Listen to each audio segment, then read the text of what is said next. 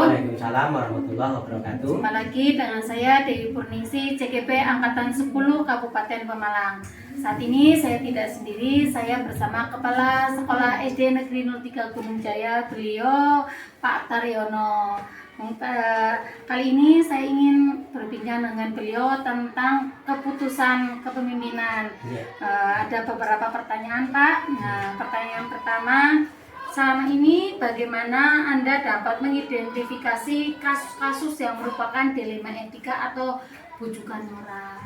Oh ya, selama ini kami dalam mengatasi atau mengambil sikap menghadapi bujukan moral itu kami identifikasi dulu permasalahannya dan siapa saja yang bisa membantu saya sebagai pimpinan sekolah ini untuk mengetahui permasalahan yang sesungguhnya. Oh, okay. Jadi kebanyakan dilema etika nih Pak selama ini. Selama ini bagaimana Anda menjalankan pengambilan keputusan di sekolah Bapak, terutama untuk kasus-kasus di mana ada dua kepentingan yang sama, benar atau sama mengandung nilai kebajikan? Oh ya, nah itu tadi seperti yang saya sampaikan di awal, bagaimana kita mencermati permasalahan itu benar dan benar, tapi kita harus mengambil salah satu yang paling memungkinkan di sekolah kami. Caranya yaitu dengan tadi melibatkan pendapat dari beberapa tenaga pendidik di sekolah kami untuk menganalisa ini, sehingga dari masukan teman-teman saya pun bisa mengambil keputusan yang minimal, keputusan yang tidak jauh dari keinginan bersama sehingga bisa mengatasi permasalahan dilema etika tadi. Oh, okay. Terus langkah-langkah atau prosedur seperti apa yang bisa Anda lakukan selama ini? Tadi kan Pak Taryono sudah mengatakan kolaborasi gitu Pak. Mungkin adakah pertimbangan yang lain seperti itu? Mungkin dari hati apa kebijakan yang lain Mas misalnya Pak? Oh, yang jelas ada dari diri saya sendiri. Jelas kita lihat aturan bakunya bagaimana, aturan yang secara legalnya bagaimana. Namun kita juga sebagai pimpinan mengetahui situasi-situasi yang memang mungkin harus ada kebijakan dari kami. Jadi hati dan perasaan juga berbicara. Oke, kebijakan universal juga ya Pak dimasukkan seperti itu. Hal-hal apa saja yang selama ini dianggap efektif dalam pengambilan keputusan pada kasus-kasus dilema etika? Misalnya tadi kan sudah melibatkan kan panutan yang ambil itu dari siapa, atau dari guru-guru yang lain atau bagaimana? Oh, yang jelas pengalaman saya dulu jadi guru. Kami dari kepala sekolah yang telah pernah saya mengikuti beliau, kami juga belajar tentang itu, bagaimana mengambil keputusan yang tepat walaupun itu mengandung dilema lah, tapi kita memang harus mengambil keputusan. Oh, itu pengalaman yang banyak sekali ya Pak. Terus hal-hal apa saja yang selama ini merupakan tantangan dalam mengambil keputusan pada kasus-kasus dilema? Oke, kalau tantangannya memang kadang-kadang kita sulit, artinya keputusan itu diambil tidak bisa memuaskan dan tidak bisa memenuhi semua harapan. Pasti ada kelompok atau orang tertentu yang akan sedikit berakibat atau terkena dampak dari keputusan yang saya ambil itu. Terasa berat ya. Apakah Anda memiliki sebuah jadwal tertentu dalam sebuah penyelesaian kasus dilema etika? Apakah Bapak langsung menyelesaikan di tempat itu atau memiliki jadwal untuk menyelesaikannya? Lalu bentuk atau prosedur seperti apa yang Anda jalankan seperti itu? Oke, yang jelas seperti yang kami lakukan di sekolah kami itu daftar kegiatan jadwal rutin kan ngobrol bareng itu sering lah. Hari Senin setelah upacara, hari Sabtu setelah senam itu kita agendakan untuk ngobrol bareng. Nah, disitulah kami sampaikan, kami utarakan tentang permasalahan-permasalahan yang harus kita sikapi bersama di sekolah. Kerjasamanya sangat bagus nih Pak di sekolah ini ternyata. Insya Allah. adakah seseorang atau faktor-faktor apa selama ini mempermudah atau membantu dalam pengambilan keputusan kasus dilema tersebut, Pak? Oke, alhamdulillah kami dikelilingi dengan orang-orang baik di sekolah kami, begitu kompak dan bijaksana, sehingga kami banyak masukan dari rekan-rekan guru, tenaga pendidik yang ya saya pandang itu pengalamannya lebih dan lebih mengetahui karakter masyarakat, sehingga keputusan-keputusan yang berdilema tadi bisa membantu saya dalam mengambil keputusan. Iya, Pak. Dari semua hal yang telah disampaikan, pembelajaran apa yang Bapak petik dari pengalaman Bapak dalam mengambil keputusan selama ini? Oh ya, pelajaran yang pertama adalah memang sesuatu itu perlu dikomunikasikan, perlu mengambil pendapat orang lain, sehingga belum tentu pendapat saya pribadi benar, walaupun mungkin keterbatasan saya, sehingga kami harus berkolaborasi tadi, banyak pendapat dari rekan-rekan, tapi saya sebagai pimpinan di sini memang harus mengambil keputusan. Oh, iya. Itulah hanya itu saja, Pak, yang bisa saya tanyakan, dan saya terima kasih sekali atas waktunya. Sama-sama. Dan saya juga dari perbincangan ini dan sebagai bawahan Pak jenengan semuanya dari Pak Tarino selama ini sebagai atasan, saya banyak mengambil pembelajaran, terutama hari ini bagaimana jika nanti suatu ketika saya dipilih menjadi sebuah pemimpin pembelajaran, saya banyak sekali yang saya ambil dari pengalaman Bapak. Terima kasih sekali.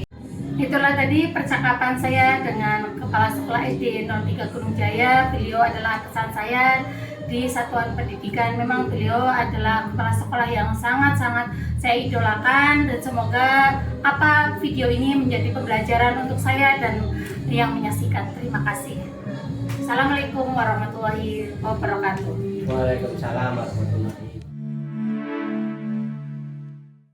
Assalamualaikum warahmatullahi wabarakatuh. Waalaikumsalam warahmatullahi wabarakatuh. Jumpa lagi dengan saya Dewi Purningsih, CGP Angkatan 10 Kabupaten Pemalang. Kali ini saya tidak sendiri, bersama Kepala Sekolah SD Negeri 02 Gunung Jaya beliau. Ya, nama saya Joko Setio Prayitno, SPDSD, selaku Kepala Sekolah SD Negeri 02 Gunung Jaya. Demikian. Terima kasih, Pak. Maaf ingin mengganggu, ada sesuatu pertanyaan tentang sebuah keputusan kepemimpinan. Ya, siap. Ada beberapa pertanyaan. Yang pertama, selama ini bagaimana Anda mengidentifikasi kasus-kasus yang merupakan dilema etika atau bujukan moral? Terima kasih. Jadi, saya melihatnya dari segi hukum. Apabila kasus tersebut melanggar hukum, maka sudah barang tentu benar lawan salah. Namun demikian, jika masih bisa dikatakan benar lawan benar, maka dilema etika dengan cara menganalisis apakah keputusan yang akan diambil antara benar dan salah, rujukan moral, ataukah benar dengan benar, dilema etika. Kalau dilema etika lebih menekankan pengambilan keputusan yang tepat dan bijaksana, karena tidak ada keputusan yang salah di dalamnya. Sedangkan bujukan moral antara benar dan salah. Selama ini bagaimana Anda menjalankan pengambilan keputusan di sekolah Anda, terutama untuk kasus-kasus di mana ada dua kepentingan yang sama benar atau sama-sama mengandalkan nilai kebajikan atau etika tadi, Pak? Iya. Sebelum keputusan diambil, terlebih dahulu dikumpulkan fakta. Siapa yang terlibat, menganalisis benar salahnya, membuat alternatif solusi, dan membuat keputusan. Kemudian merefleksikannya serta kesemuanya harus dibawa dalam doa. Diawali dengan penelusuran masalah, kemudian mengidentifikasi masalah hingga terbentuklah kesimpulan. Dari kesimpulan tersebut sebagai dasar pengambilan keputusan. Utamakan yang menjadi prioritas dengan keputusan berpihak pada murid, tapi tetap memegang teguh kebijaksanaan. Langkah-langkah atau prosedur seperti apa yang biasa Bapak lakukan selama ini? Menentukan penyebab permasalahan, menentukan siapa yang terlibat, berdiskusi dengan warga sekolah, membuat beberapa solusi keputusan, menimbang lagi dari berbagai sudut pandang sebelum memutuskan dari setiap keputusan yang dilakukan dibawa dalam doa, mengidentifikasi masalah, mengklarifikasi tujuan khusus yang diinginkan, memeriksa berbagai kemungkinan untuk mencapai tujuan dan melakukan keputusan. Mengidentifikasi masalah itu, kemudian melakukan diskusi dengan pihak yang terlibat untuk mengambil keputusan yang terbaik. Demikian. Hal-hal apa saja yang selama ini Anda anggap efektif dalam pengambilan keputusan pada kasus dilema etika? Dengan menelaah siapa yang terlibat, sifat urgen kasus dilema, dan pengambilan alternatif diskusi.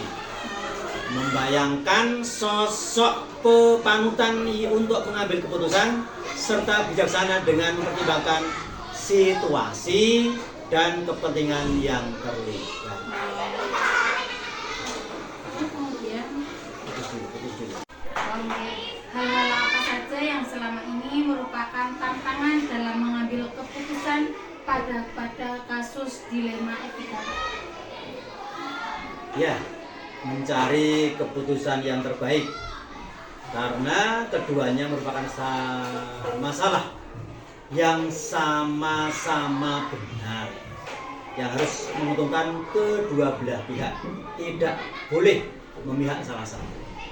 Di saat keputusan diambil bertentangan dengan keputusan dari pihak lembaga, keputusan yang diambil terkadang melanggar prinsip keadilan bagi anggota yang lain karena seolah-olah seperti ada perlakuan yang tidak adil, juga perlakuan yang istimewa dari pihak pengambil keputusan.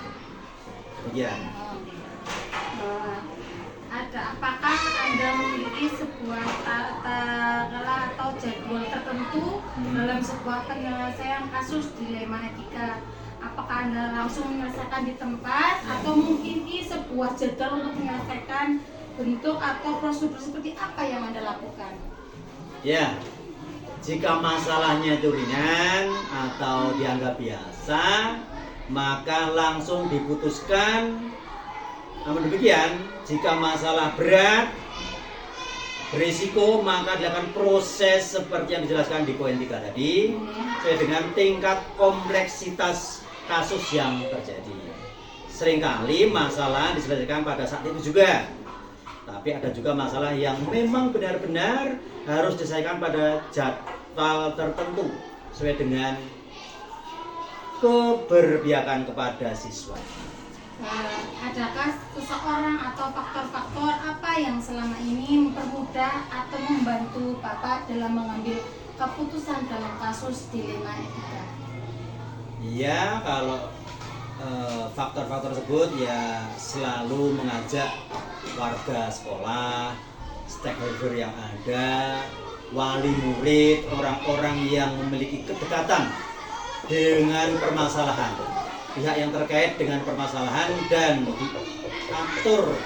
aturan yang berlaku dari lembaga serta pola pikir dari tokoh yang diidolakan, keluarga dan pihak yang terkait dalam suatu permasalahan.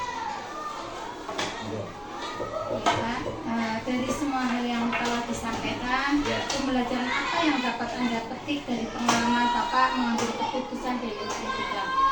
Ya, saya menjadi lebih bijaksana dalam menganalisis sebuah permasalahan untuk dijadikan pertimbangan, menentukan solusi.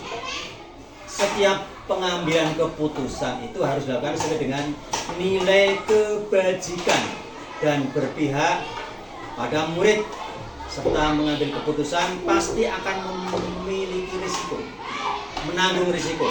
Maka dari itu, buatlah suatu keputusan yang paling meminimalisir risiko yang akan terjadi. Demikian, Bu. Terima kasih, mungkin hanya itu yang bisa saya pertanyakan, Pak.